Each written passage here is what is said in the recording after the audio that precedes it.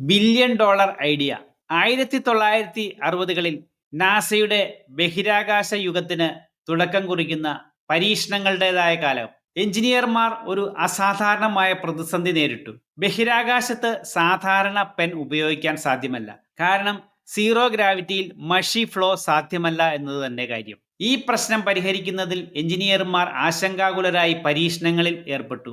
ഏകദേശം 200-ൽ പരം പരീക്ഷണങ്ങൾ നടന്നു. ലക്ഷക്കണക്കിന് ഡോളറുകൾ അതിനായി ചെലവാക്കേണ്ടതായും വന്നു. സങ്കീർണമായ പല പരീക്ഷണങ്ങളും നടത്തി പരാജയപ്പെട്ടു. ശാസ്ത്രജ്ഞന്മാർ സമ്മർദ്ദത്തിലായി. ഈ പ്രശ്നത്തെ എങ്ങനെ മറികടക്കുമെന്നതിൽ അവർ ആശങ്കാകുലരായി. അപ്പോഴാണ് റഷ്യൻ ബഹിരാകാശ ഏജൻസിയായ റോസ്മോസ്കോസിൽ വർക്ക് ചെയ്യുകയായിരുന്ന ഒരു യുവ എഞ്ചിനീയർ ഒരു നിർദ്ദേശം വച്ചത്. നമുക്ക് എന്തുകൊണ്ട് പെൻസിൽ ഉപയോഗിച്ചുകൂടാ? കേട്ടവർ പലരും ആദ്യം പരിഹസിച്ച് ചിരിച്ചു.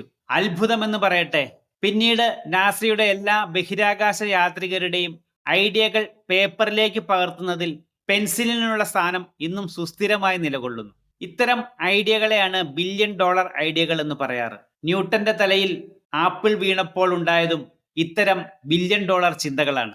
നിങ്ങളുടെ ജീവിതത്തിലും ഇതുപോലെയുള്ള ബില്യൺ ഡോളർ ചിന്തകൾ ഉണ്ടെങ്കിൽ താഴെ കമന്റ് ചെയ്യുക.